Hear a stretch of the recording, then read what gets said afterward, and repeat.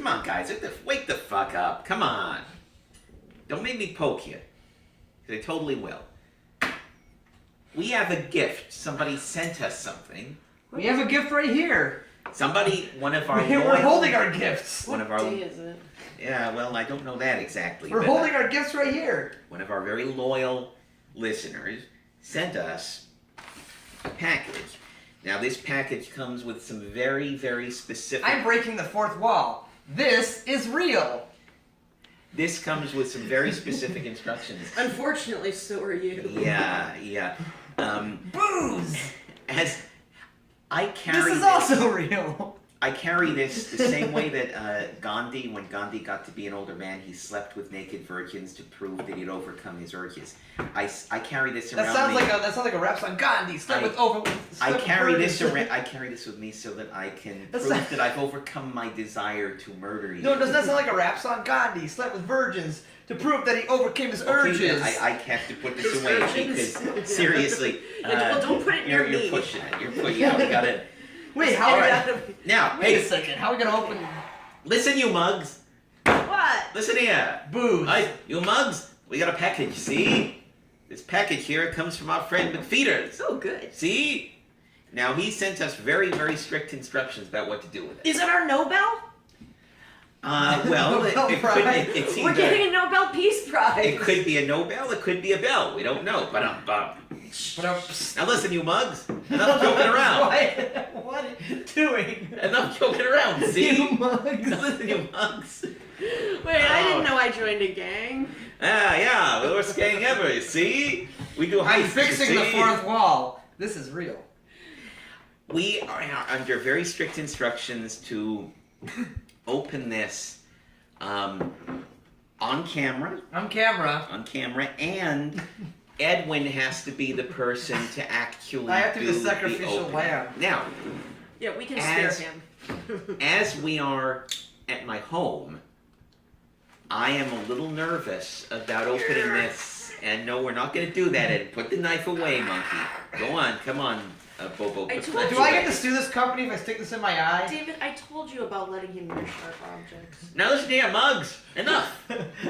Enough. Nothing. Did you guys read the BuzzFeed article about people who pick their nose and how people who pick their nose have high IQs? Nothing whips a couple of slackers into shape like Edward G. Robinson. So, come on, man. Look at here. See? Actually, I'm more of a Paul Muni fan. Give me that. See? Okay. For our uncultured listeners, we're talking about Edward G. Robinson from Little Caesar. I actually prefer Paul Muni from Scarface from 1932. It wouldn't be a waste of booze. I'd break this. David, who do you prefer? Do you prefer Edward G. Robinson? Do you prefer Paul Muni? Or do you prefer James Cagney? I truly want to kill him sometime.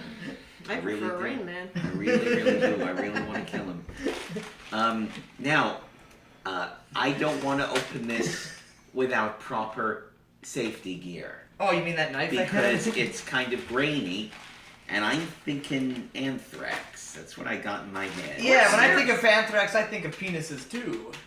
Or steroids. So, we have to do this very carefully. Okay. We have to do this carefully. Does that mean I should continue drinking while We have to do it carefully, and frankly, I would like to lay down some security procedures before we start. Basic hazmat stuff. All right. That any one of us could do, but they won't, so I have to. So Edwin has to be sterilized. Yeah. Wait a minute, I have to ask you a question. Yeah. Should I chase this with this? Or should I chase this with this? Or should it be like a chain of chasing? I want to chase you with this, is what I'd like to do. How should this work? See what I gotta put up with? Hey, wait, how does the Paul Muni guy do it? He's like... See, shut up, you mugs! We got a heist to plan, see? 9 o'clock, we're all gonna be picking our teeth with diamonds and lighting our cigars with I actually do have to ask... See? I have to ask both of you a serious question, though. Do you prefer Al Pacino or Paul Muni? Do you prefer Tony Montana or Tony Comanche? Oh, if it makes you feel better, Paul Muni, because I thought Al Pacino's performance was stereotypically over the top. Okay? It makes me feel better. It makes me feel better. Okay. It makes me feel better. It makes me feel you. I think alcohol poisoning would be preferable in this conversation. Wait. So how should I choose? Should I chase this with this? No, you put your lips on that one. This one is not. This one I'm drinking. I bought this for him. I bought Jim Beam for David. I don't drink the cinnamon stuff because it's terrible for my gentle stomach. My stomach is as light as daffodil, and as careful as a butterfly. And as delicate as a Fabergé egg. And also, that's a girly drink. Yeah. So So I'm breaking gender stereotypes. Look, I'm drinking this. You can be a man and drink this. Gender stereotypes are broken. You can't be on the show anymore, Edwin. We conform to gender stereotypes here. That's why I never drink. Oh, good call. Good call. I'm a lady. That's right. Good call. all right, are we ready to don our safety gear and open David McFeeder's package? You said package. Well, I know that he likes to open his package, preferably in the red light district late at night. But we are here to open his package in the We're here to literal open his and not the figurative sense. Look, you mugs gotta get serious about this, see? Hey. See? So you're gonna literally pull down his pants and Yeah. not just figuratively. Yeah. David, I have another stereotype. Yeah. No one says me anymore. And I know. don't you David, think we've David. lost something as a culture? I think we The people have. that go, meh, Meh, meh. David, I have another serious filmic question to ask you. Do you prefer the gangster pictures of the 30s or the film noirs of the 40s and 50s? The film Noirs? Yeah, the noirs. Shut up, French bitch. Is that when the noir was introduced in the alphabet? Hey, we got these noirs. Yes, it was. It's like, oh bloody hell, we've got these noirs. I don't know how I'm going to adapt. Well- we can use them in America. Well, let me ask you. Do you like the gangster pictures or the French noirs? No, I don't like the noirs. I'm never a fan of the noirs. You don't like the Maltese Falcon? No, honestly, I don't. I was never. Or Double Indemnity? Okay, Double Indemnity. I'll give you that one. It's a classic film, and it is definitely one of Edward G. Robinson's least hammy. He's only in that one. He sees on his meds. He's like, yeah, instead of yeah. See, he goes off his anti-schizophrenic meds. He's like, yeah. Then they dope him up, and he's like, yeah. To all our listeners, one of my favorite movies of all time, two of them actually, are Kiss Me Deadly and Touch of Evil. Kiss Me Deadly, which was done by Robert Aldrich? Aldrich? With what's his name? Mike Hammer. Well, first of all, Touch of Evil. That's the one I want to discuss. Touch of Evil Has the greatest opening tracking shot in the history of films. and they had to do it a bunch of times because the actor at the end kept blowing his lines. That's me. I'm the guy. And they actually, this is a true story. It was almost sunup. They were filming down in Venice Beach to look like the Mexican border. Yeah. And the actor who was playing the border guard just had to say something like, may I see your papers? He kept blowing the line after this lengthy tracking shot. So finally, the DP says to Orson Welles, sun's coming up soon. We can't do more than one more take. We've got to replace that guy. And Welles said, oh my dear, it would kill him. It would absolutely kill that poor actor. It would kill his ego to replace him. So instead they had him mouth the words and they dubbed him so that he didn't so he just goes like a Muppet. And then they dub in, may I see your papers, ma'am? But Touch of Evil is I'm sure you've seen the restored version. Yep, it's the entire 2-hour version where Charlton Heston plays a Mexican. Now, by the way, I gotta say in Heston's defense, because people make fun of Charlton Heston playing a Mexican, the film only got made because Heston agreed to be in it as a star. Wells couldn't get it made any other way. Heston knew he was wrong for the role, but he also knew that if he didn't take the lead, the film would never get made at all. So in let me finish. In Ed Wood, in the Tim Burton film Ed Wood, they have Orson Welles, played by Vincent D'Onofrio, saying, oh, the studio is making me do a film with Charlton Heston as a Mexican. That's not the way it happened. The studio didn't want to make the film. And Heston came in and said, sons of bitches, you madmen, make the film and I'll be in it. Damn you all to hell. And they were like, oh, we can't say no to that.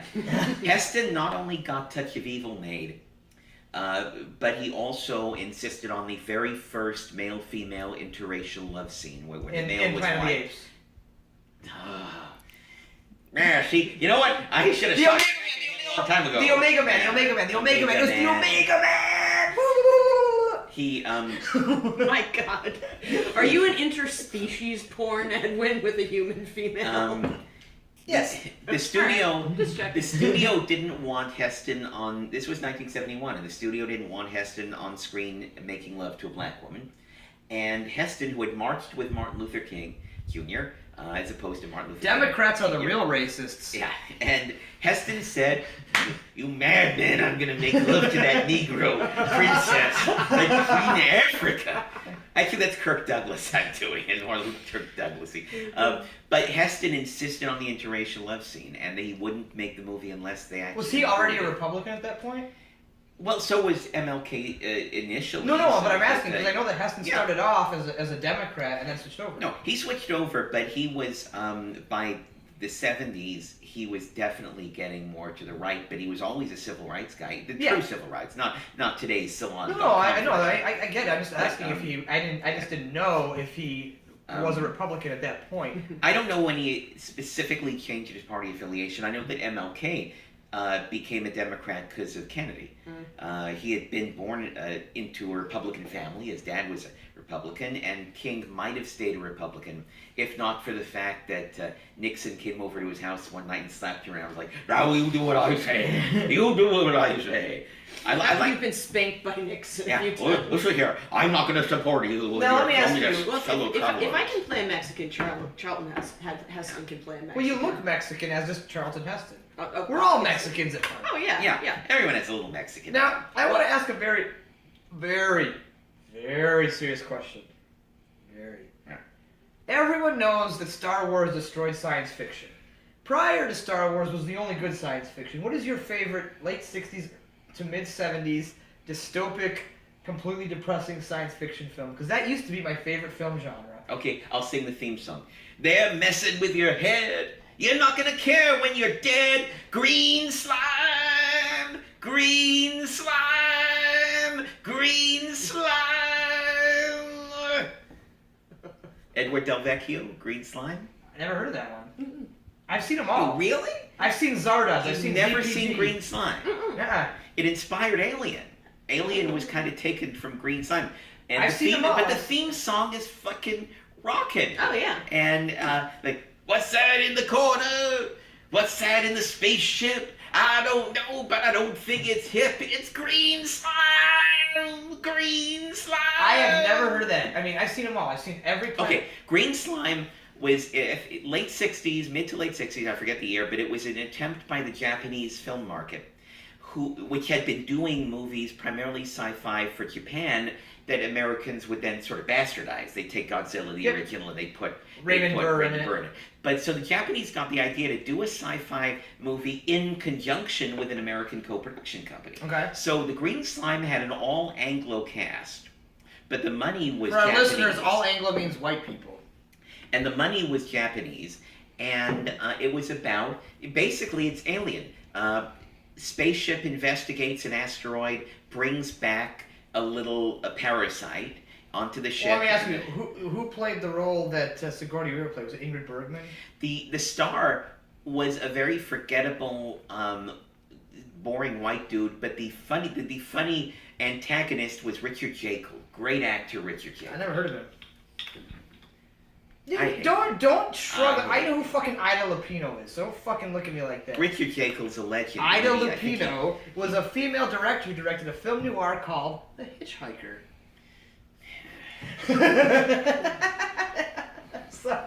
So anyway, the Green Slime is probably my favorite because of the influence it had. It's not a good film, and I'm not saying it's a good film. Do you but the think influence Alien it is a had. good film? Loved Alien. Loved Alien.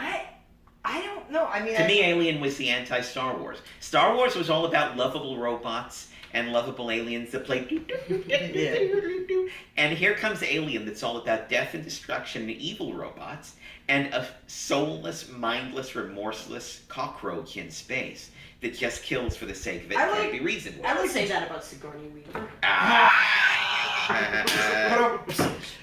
actually did not like it. I don't really like Ridley Scott that much. But oh no, name 3 films you like by Ridley Scott. Don't say Thelma and Louise. No, look. First of all, I don't like Blade Runner. I don't care for it at all. Every time they release a It's new a version, neo-noir. every time they release a new version, they say this is the version you're gonna like. I know. This is the one that actually is true to the vision, and every new version is even worse than the last.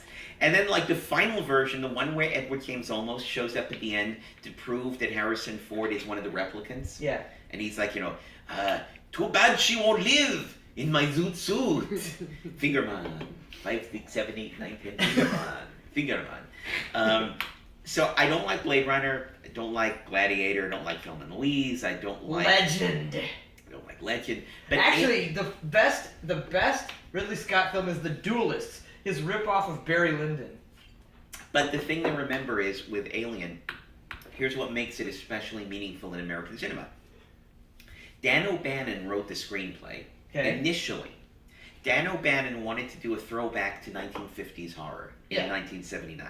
So the original screenplay was like, we found an organism, we cannot tell what it is. And then the booby blonde is like, oh, Captain Hard Rock, I don't know what it is. And then she'd be like, boing, boing, boing, boing, boing. And he'd be like, your boobs are distracting me.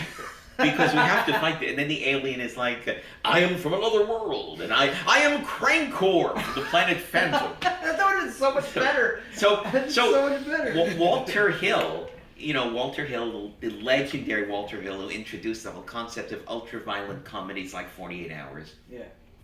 Walter Hill gets hold of the screenplay, and first Dan O'Bannon, who at the time was a real hippie, he had done Dark Star with John Carpenter. Yep, Dark Star. So Dan O'Bannon was still kind of a hippie with long hair, and he's like, oh, I've sold my script to a man named Walter Hill. This shall certainly be most rewarding. And Walter Hill goes through it. Cut this. Just basically skewered it. Cut this. Basically just And Dan O'Bannon's like, what have you retained? Well, there's a spaceship. There's a spaceship and an alien. And an alien. And some boobs. And I've taken out every 1950s element, and I've put in kind of hardcore, everyone dies but the girl, and the girl is actually kind of the badass of the group, which was new in the 70s. I mean, now it's a cliche, it was new in the it's- 70s, but do you watch a lot of 1950s schlock I films? grew up with them, yeah. So you watch, because I've actually cataloged, like I actually watched, like you name it, I've watched, aside from the big three, like of course I've seen Invasion of the Body Snatchers, and I've seen This Island Earth, and I've seen, but I've seen like, Earth versus the Spider. I've seen all of that. War of the Colossal Beast. Remember, when I was a kid, Edwin, your only entertainment was what they were showing on daytime TV. Did you have a horror host named Ghoul Master? No, we had Grimsby. Okay. Grimsby would, and now, ghoulish friends, here's a little taste of the forbidden. And that's the first time I ever saw Children Should Play with Dead Things. Grimsby was hosting it, and he was like, they seem to be rather fey, if you know what I mean. Fey? Yeah. Fey? Yeah, well, Alan Ormsby is like he's wearing orange striped pants. Yeah, I and he's remember. like, Shouldn't play with Hail Dead. Satan, and these zombies are just smelly and boring. Yeah, Boring zombies. And then at the end they call No fashion sense. No fashion sense. Dude, I saw I Drink Your Blood as a midnight movie showing in Detroit. Or Royal Oak. For our listeners who live in Detroit, there's so many of you. Royal Oak, Main Art Theater. Saw I Drink Your Blood. I've seen it before, but holy crap, is it good on a big screen. When you say, like, Detroit, not Detroit, but Royal Oak, in my mind, I'm sort of thinking, like, not the runny poo, the more solid poo. It's like, Actually, it's not the worst poo, no, it's a little better poo. No. Because I envision that entire area as being Hiroshima, except populated with criminals. In other words, Hiroshima, the real Hiroshima, was populated with Japanese going, what happened? And now we have to rebuild our lives. And then this is Hiroshima with people saying, what the fuck did we steal, man? It's like all irradiated. I don't and know. Shit. Well, let me. How much is an irradiated car stereo worth? Do you think a thug has ever said it's all irradiated and shit? I would love for any chance for a thug to say it's all irradiated. The guy that stole my car as he was driving. We gotta write that into something. Yeah, it's all irradiated. Irradiated shit, man. If you want a real rundown of what Detroit is like, I don't know if Detroit and Metro Detroit is like what you guys have in LA, but it's a grid. It's a grid, and it's a highly and this is to all these hipsters and all these left wingers who are north of 8 Mile and Ferndale. Woodward is the main vein of Detroit. North of 8 Mile is no crime. South of 8 Mile is lots of crime. North of 8 Mile is is Ferndale. South of 8 Mile is Detroit. And when you cross over the divide, it's hipsters, gays, all the left wingers. You got bookstores. You These got life forms that just sort of spontaneously generate wherever there is no crime, but it's kind of a city. Exactly. And he will say, the Ferndale police force is so racist. They profile blacks that go north of 8 Mile, or go north on Woodward, and I'm like, well, I don't wanna... the first time the first time I ever went to Hamtramck, and they have that giant Pope statue there. Yep. They have the big Pope John Paul II statue, him in his white robes. And I hate to say that this is what I thought, but the first time I saw the big Pope statue, I thought blacks probably don't commit crimes here because they think it's like a giant Klansman. That's actually oh man, I ain't going there. That's actually a giant Klansman. That's actually 100%. Like it's a science fiction robot. Yeah, It'll come to life. The giant Klansman is like, the South will rise again. Bleep, bleep, bleep. As funny as that is, I want to break your fantasy and say that is actually where I got my car stolen the second time. I know. Yeah. Because I thought Hamtramck being within Detroit and not actually being part of Detroit had a magical force field around it where anyone that wants to steal cars, runs into that force field. Oh man, we can't get into Hamtramck. The Pope's gays, the Pope's. Well, maybe those were atheist car thieves. But they weren't. And they drove into Hamtramck just as they would Detroit and stole my car. Mm-hmm. And I came outside. I was at a friend's party. I came outside. And guess what? Where my car was parked was a big empty space. And you know what I said? My car was here when I got here. It's not here now. Fascinating dialogue. The Pope statue scaring away blacks kind of reminds me of that Family Guy routine about the scared Jew. You remember that? The pharmacist, who's this redheaded, ugly Jew, he's coming to collect some money from Peter Griffin, and Peter's like, don't worry, I'm going to keep him away. I erected a scared Jew. And the pharmacist walks up, and it's a scarecrow of Hitler. And he's like, oh no, he's back! And he's running away, says, save John Stewart, he's our most important Jew. But I guess the scared Jew worked, but the scared black didn't. It didn't because my car got stolen. Mm. Yeah. Yeah. Maybe the motor was broken on the scare black. Probably. It couldn't come to life. Yeah. Like that one night, the mechanic hadn't showed up, and that's what happened. You two do know that Hamtramck, like Dearborn, is now the council is all pretty much entirely Muslim now. I figured, yeah. And that's great because I like diversity and I like different people getting together and praying to their respective gods and you think women should do what they're supposed to do, and that's gonna totally be enforced. Exactly. Yeah, exactly. They're gonna be like this. They're gonna be on the ground like this. And Muslims Wait a minute, I thought you like naked chicks. Like, breaking the fourth like, short skirts and skimpy tube tops and all that shit. I mean, that might not be the best. Well, they're skimpy. Their eyes are skimpy. I mean, where their eyes are showing this skimpy. I suppose. But maybe the best of both worlds would be a hijab but no clothes. Well, then now you're talking. What's her name? Hey, Kim, what the fuck's her name? The porn star, the Lebanese porn star. Oh, yeah. You know who I'm talking about. The one that's going to give blowjobs to people to vote for Trump. Yeah, and I'm not wearing my Freeze Cucklum shirt either.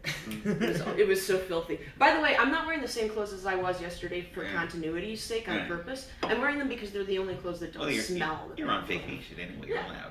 Yeah. By the way, did you hear about the black Muslim who stole a car, then blew it up in front of the Israeli embassy? Hey! Combined both his passions. That's what matters in life. Combine your passions. Stealing cars and blowing up Jews. And so you combine them. Wait a minute, David. What's this? We have a package here from our friend David. We We really don't have hazmat probably... suits so... Here, I'll open it right now. Now, hold on. Now, wait a minute. Now, hear you, mugs. We're going to get into our hazmat outfit. See? Edward Ricky Robinson was always asking for approval. And Yeah, I think that's he was wrong. like Cenk. It's really. I think it shows weakness because you should be able to say, "Listen up, you mugs. Here's what we're gonna do." The minute you add "she," you're like saying, Right. Yeah, exactly. So Get it? yeah, so. Yeah, listen up, you mugs. See, we're about to open this thing with a hazmat suit. See, Every time So- he says "see," it's a sign of weakness. We can just cut- open it up like you'll that. cut